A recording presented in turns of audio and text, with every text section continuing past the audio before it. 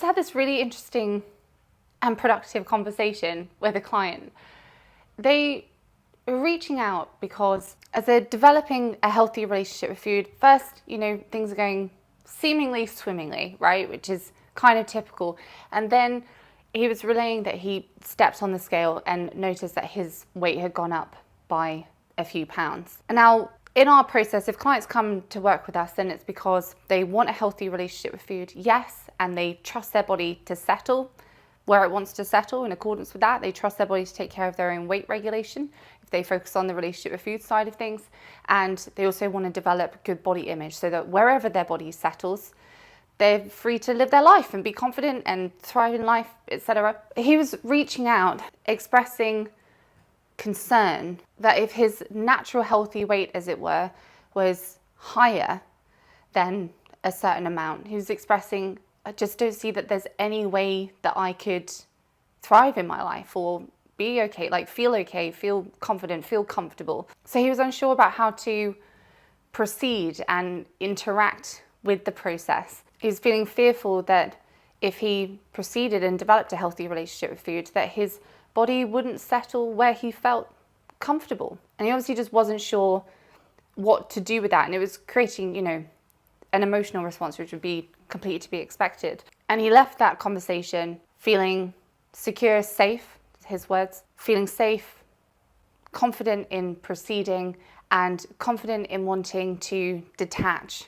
from a certain body. Now, bearing in mind, he came to that session in the line of thinking of it would be an almost dangerous thing for me to do to detach from my body and develop a healthy relationship with food, because it means I might just become really unhealthy and not care about it. And that's not what I signed up for, essentially. But he wanted a healthy relationship with food and fully believed and trusted that this process was going to get him to a healthy relationship with food. So for him to arrive feeling conflicted and confused and potentially overwhelmed, and to leave clear and confident, knowing what his next steps are, it was a really big deal. And because this is so common on this journey to a healthy relationship with food, that there might be a spike in weight that causes, overwhelm and confusion and concern around, am I doing the right thing? Am I on the right path? Where do I go from here? I'm saying I want a healthy relationship with food, but I don't feel like I can be healthy if I don't have a certain weight. So what can I do? Do I control my weight and be restrictive? That doesn't feel right, but continuing as I am also doesn't feel right. What do I do? And so the first thing that we went through is that a healthy relationship with food is not a particular way of eating, right? When we have a healthy relationship with food, and especially with the approach that we take kind of in our philosophy,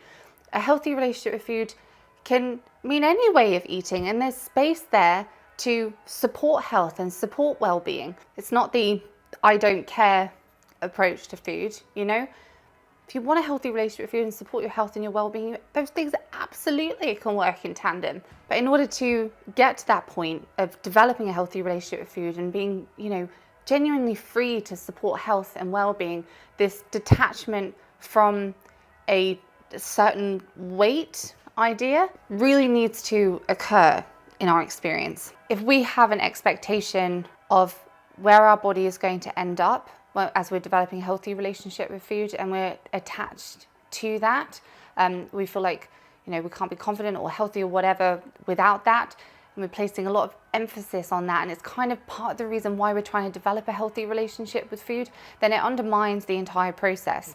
And if you're new to exploring this, by the way, how negative body image is actually an attachment to a certain body, I have made a whole video on this if you want to go deeper on it. I think it's called, I'll leave it linked up here and down below. It can help you to make sense of how, as much as it feels like the body is the problem, the great news is that there is a way of developing peace and acceptance with your body, and through that allow yourself to have the freedom to develop a healthy relationship with food and take care of your health and well-being. It's a really important part to understand, and not understanding this part keeps a lot of people stuck. So I highly recommend that you watch that video if this is resonating for you. Again, I'll leave it up here and down below. But it makes complete sense why we'd remain attached to it. It's like someone that has anxious attachment style, for example. They might recognize that they really want love and a healthy relationship, and they can recognize that my anxious attachment style keeps screwing that up, which I spoke about in another video. And it would make complete sense why they might be like, okay, I'm going to develop a secure attachment style so that I can have a healthy relationship, and that's the outcome that I'm attached to. And it would undermine the entire process. If they remain attached to having a relationship, and that's the reason they're trying to develop a secure attachment style, those two things are massively conflicting. We can't try to develop a secure attachment style or develop a healthy relationship with food in an effort to control an outcome, be that a specific person being in our life, having a relationship, or having a certain body. So he's like, so I want to detach from my body just so that I can feel peace, so that things just wouldn't suck anymore. I wouldn't be preoccupied with it. Up until this point, I've kind of thought, well, the only way to not be preoccupied with my body is to have a certain body. But now I recognize that if I'm detached from my body, that gives the same result. Ultimately, it's peace that I'm looking for. So if I can have that from detaching, then great. And if that also helps me develop a healthy relationship with food, then great. And I recognize that I can take care of my health still. I can still support my health and my well-being. I don't need to let those things go. So if I'm at a place where I've got a healthy relationship with food, I'm supporting my health and well-being, I'm learning more and more as the months go by on how I want to support my health and my well-being, and I'm at peace with my body, and I'm not anxiously attached to my body, so to speak, then great, that sounds like where it is that I'm trying to end up. And then he said, but that's a really, really hard thing to do. And so I said to him, well, of course it is. It's not, even if you logically think, okay, that's the place that I want to end up, I want to detach from my body, it's not as simple as going, brilliant, now I just don't care anymore, I'm detached. It's not that simple, so don't put that kind of pressure on yourself. The only thing that matters at this point is it your goal to detach? Do you want to learn how to detach? And he said, yes, I do, but I feel like my mind is fighting me on that somewhat. And I was like, that's completely to be expected. You know, if you've got someone that's got anxious attachment style and they really desperately want to keep this relationship in their life, and they're analyzing like mad and trying to change themselves accordingly to try to keep this person in their life, it might make total sense to them, like logically speaking, that I want to detach from having specific people in my life.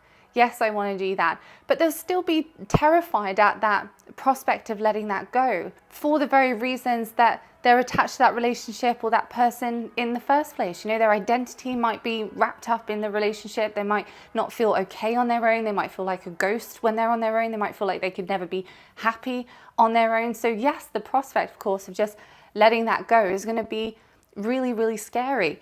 And that's completely to be expected. We need to kind of validate that and be compassionate to that. And what I've seen to be really helpful for this, I was saying to him, is not asking ourselves or someone else to just force themselves into detaching. You know, someone needs to feel relatively secure and safe and comfortable and confident doing that. The best thing, you know, obviously is experience of, look, I've detached and I'm great as a result. But before you have that experience, what works really well is using logic to show how it works and how you're going to be safe doing it.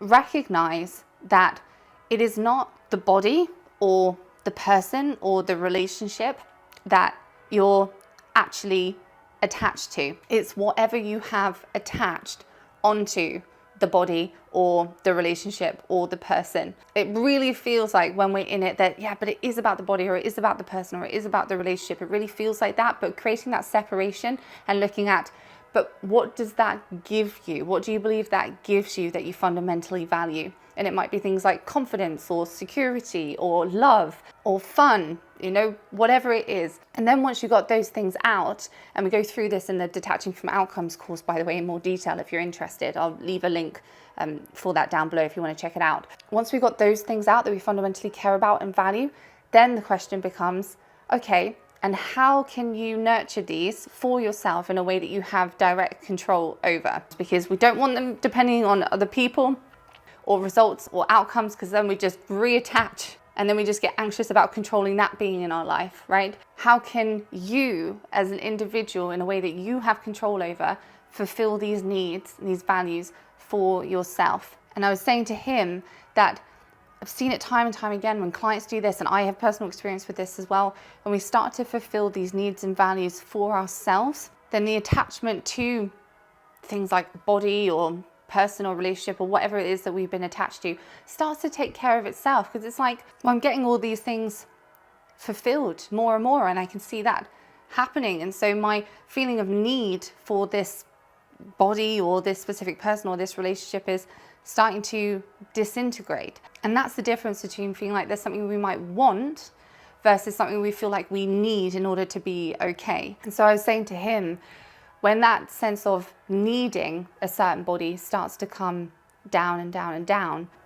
then you're more and more free to make choices surrounding food and your lifestyle and your way of being that support you and support your health and support your well-being. And the ironic thing is, or the wonderful thing is that the more that freedom grows, you're then not only developing a healthy relationship with food in this process, but you're also growing more and more in how much you're supporting your health and your well-being. And so if you follow the logic through, you will end up in a state where you have the best possible health and well-being that you can have whilst having a healthy relationship with food. And I asked him, is that your goal? To have not just a healthy relationship with food, but the best possible health and well-being that you can have whilst having a healthy relationship with food? And he was like, yes. I was like, okay, so then the plan is that when the time comes, when we get to that module, we will look at what it is that you've attached to a certain body.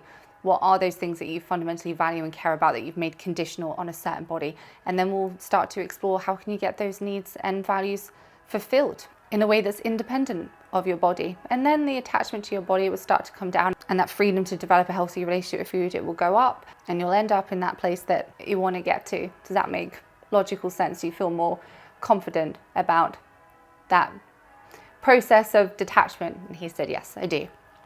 And he said, I'm leaving this now feeling safe and secure. One thing that really stood out to me from this conversation was that he had really believed that in order to be healthy, I need to have a certain weight or control my weight. And there may be an element of truth in that, which might be where he was getting stuck. Yes, we could control what we're eating and control our weight, and maybe that would be supportive of our physical health in some way, but it wouldn't be the ingredients for mental health, for a lot of us anyway, who've been struggling with food. And it wouldn't be as sustainable or conducive to a free and joyful life. And what really helped him was making the connections that he can have a healthy relationship with food and intentionally support his health and well-being at the same time. And none of that required for him to control actively his weight or monitor it or be attached to that result. And in fact, that was the very thing which would be undermining to him getting to the place that he was trying to get to.